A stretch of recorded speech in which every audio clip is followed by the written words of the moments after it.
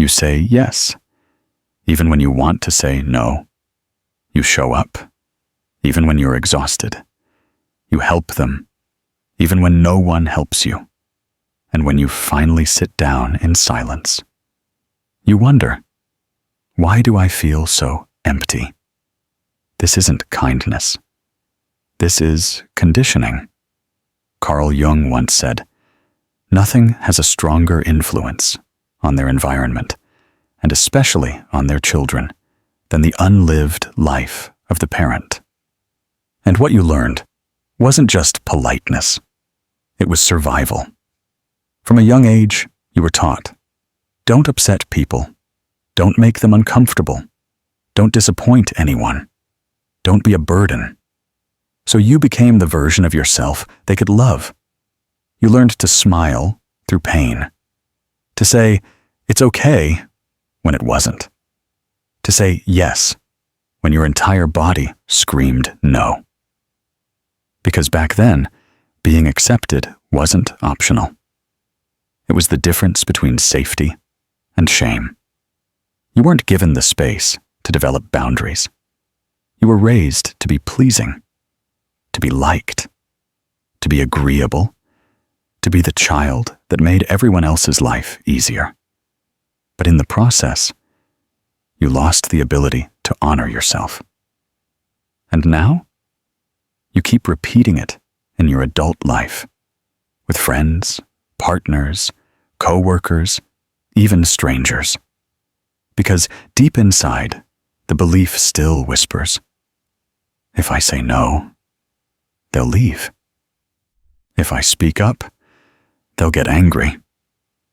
If I disappoint them, I won't be loved. This is not kindness. This is self-erasure. Jung would call this the adapted persona, the mask you wear to be accepted. But the more you wear it, the more you disappear. And the scariest part?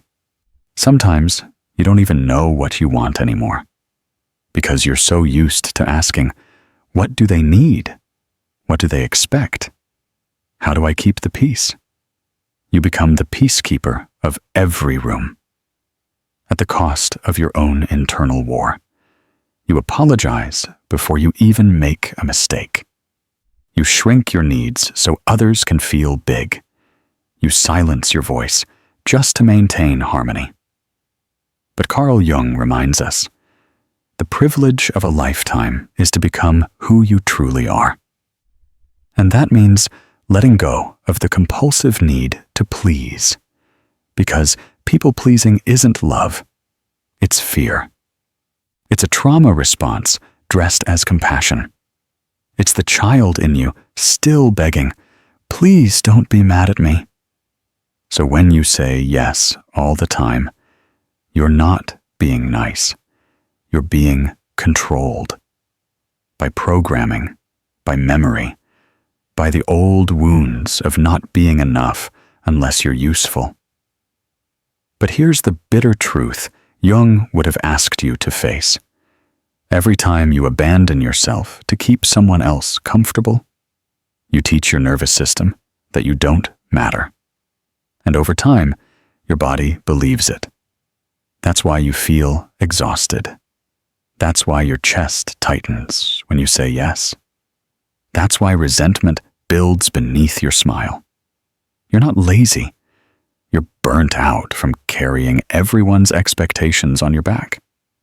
You were taught to please, but now you get to choose whether you'll keep doing it.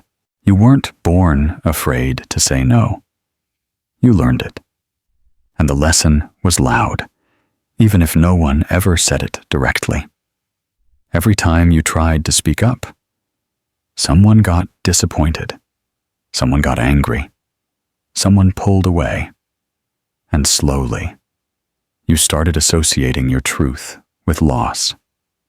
Carl Jung taught that we all wear a persona, a mask we show the world. It's shaped by what earns us praise and what avoids punishment. But over time, the mask becomes who we think we are. So if your persona is the helpful one, or the reliable one, or the one who never causes problems, then every no feels like a betrayal, not to others, but to the identity you were forced to build. You were trained to be liked, not to be real. And now, your nervous system confuses boundaries with danger. You agree to things before you even pause. You say it's fine when it isn't. You apologize for taking up space, because deep down, you still feel like a burden. But here's the paradox Jung would ask you to face. The more you say yes to others, the more you're saying no to yourself. No to rest. No to honesty. No to the life you actually want. And at some point, that constant self-denial begins to rot from the inside. That's why you feel emotionally fatigued. That's why the smallest requests overwhelm you. That's why even love starts to feel like obligation. Because you were never taught that love could coexist with boundaries. In your world, love meant sacrifice. Approval meant self-abandonment. Kindness meant silence.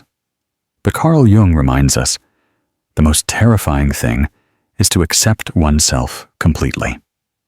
And saying no is part of that process. It's not selfish. It's sacred. Because every time you say no to something that dishonors you, you say yes to something deeper. Your authenticity, your self-respect, your inner peace. But let's be honest, that's easier said than done. You fear being seen as mean. You fear being called ungrateful. You fear disappointing people you care about. But ask yourself, how many times have you disappointed yourself to protect someone else's comfort? Jung taught that suppression leads to projection, and people-pleasing suppresses your truth so deeply that it starts to spill out sideways.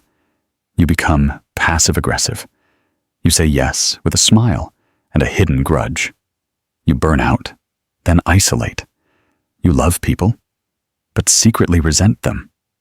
Because your yes was never real. It was a survival instinct.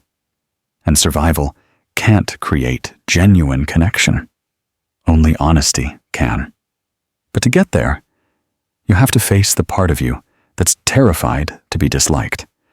Because that's where the wound lives. That's where your inner child still sits, waiting to be accepted. Not for being useful, not for being easy, but for just being you. Jung would call this reclaiming the shadow, the denied parts of ourselves. And in your case, the shadow isn't rage or violence. It's no. You buried your ability to say it, to stand in it, to mean it. And now, it's time to bring it back. Start small. Say no to the call you don't want to take. Say no to the favor that drains you. Say no to the story that says you're only worthy when you serve.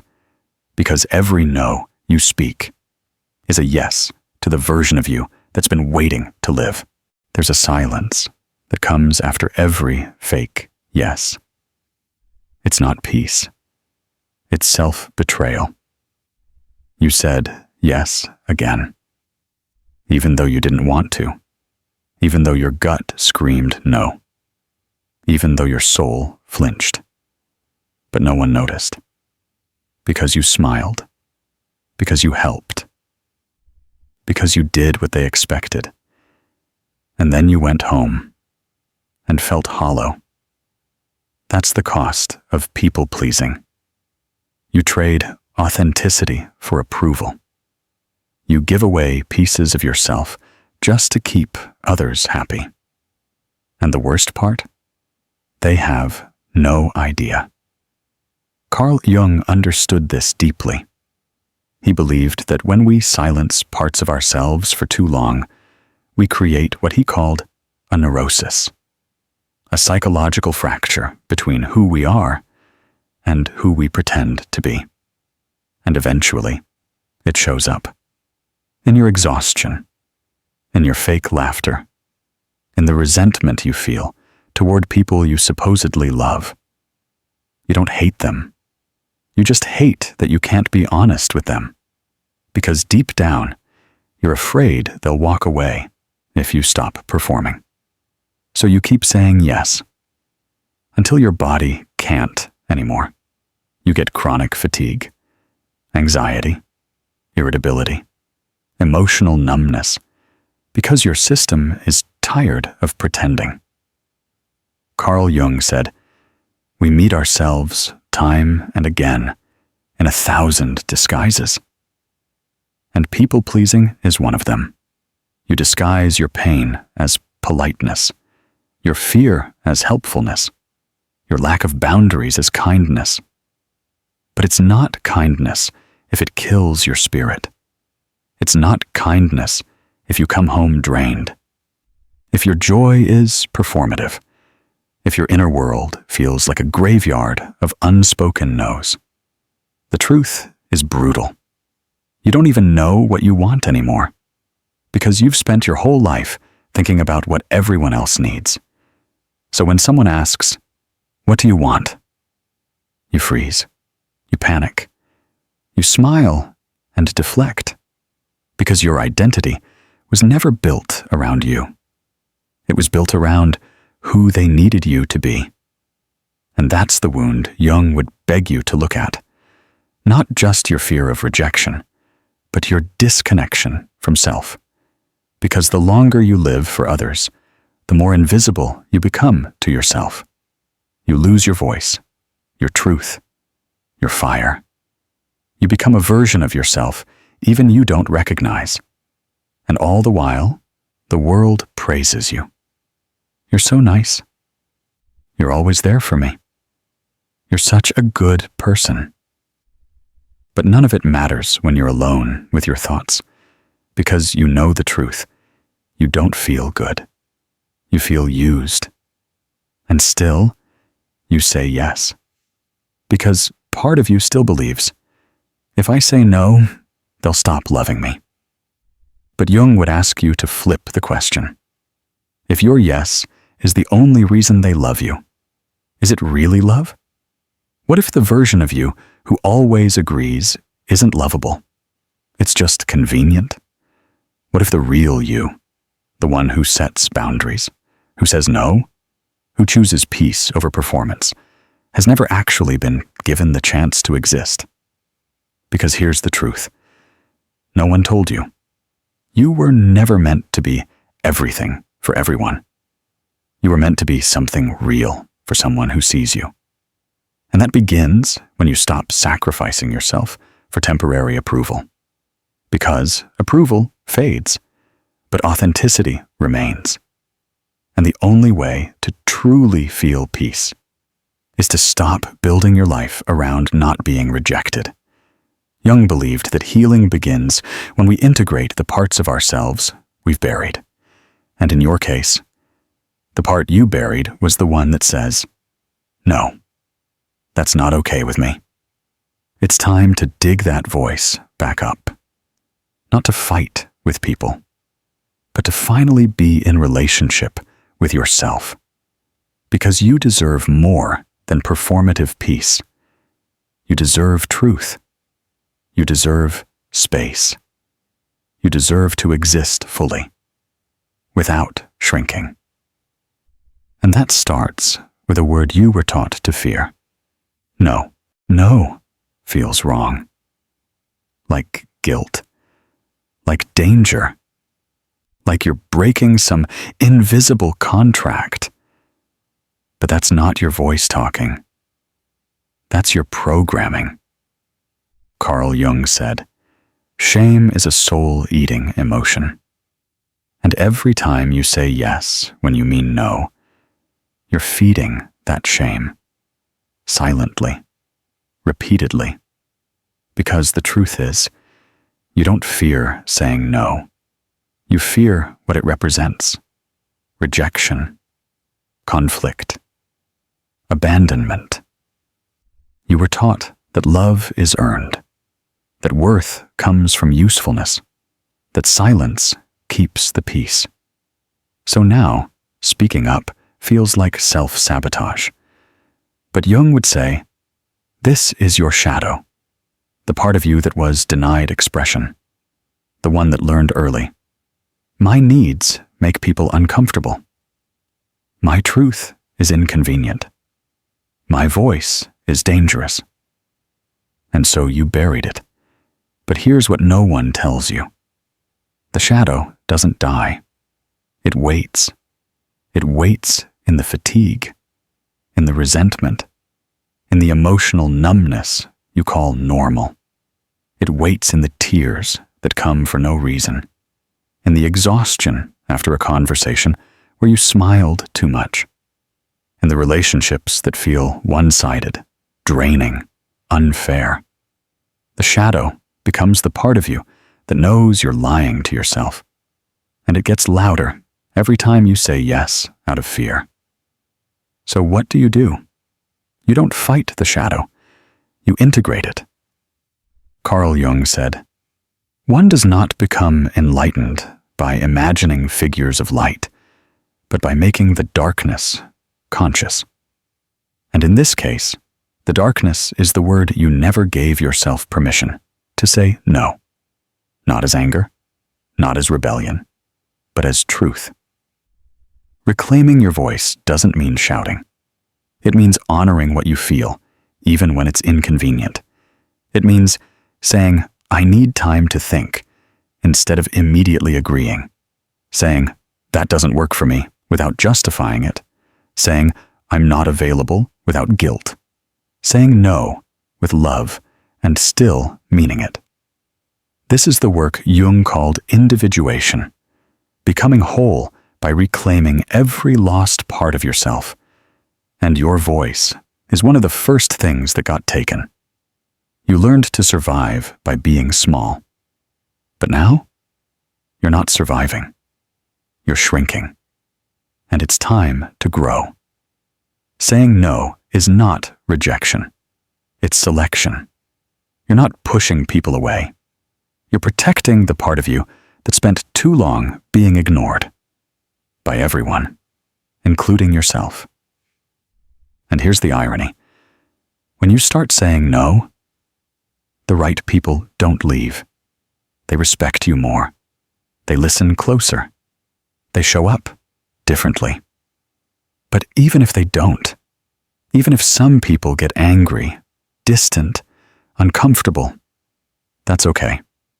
Because every person who leaves when you stop people-pleasing was only connected to your performance, not your truth. Jung would ask you, do you want to be liked for your mask or loved for your soul? Because the mask is exhausting, but the soul is honest.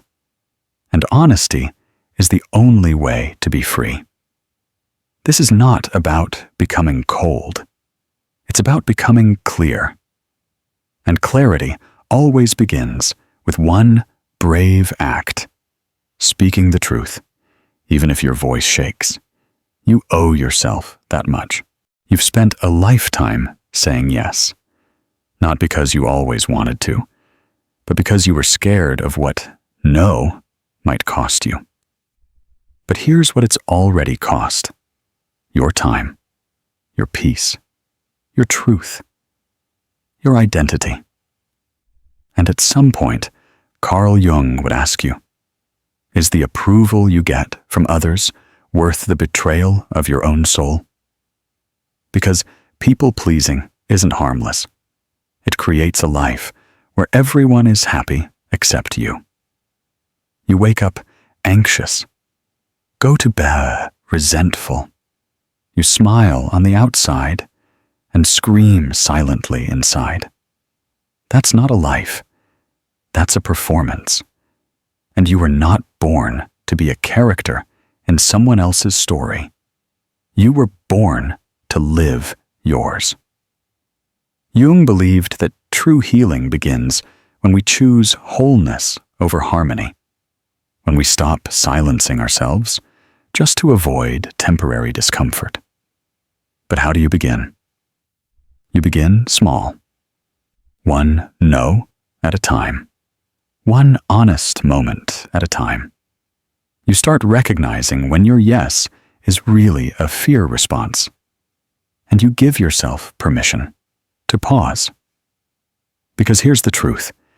You are allowed to disappoint others. You are allowed to be misunderstood. You are allowed to walk away from roles that no longer fit. You are allowed to protect your energy, even if that means letting someone down. And no, this doesn't make you selfish. It makes you sovereign. Carl Jung once wrote, "The privilege of a lifetime is to become who you truly are. Not the agreeable version, not the always available version, the real you.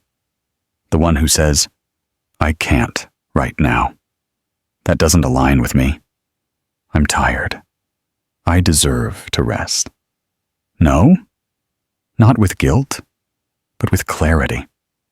Not to hurt others, but to finally stop hurting yourself.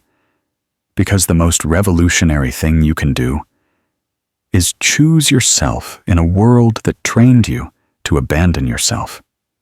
And yes, some people will leave. Some will push back.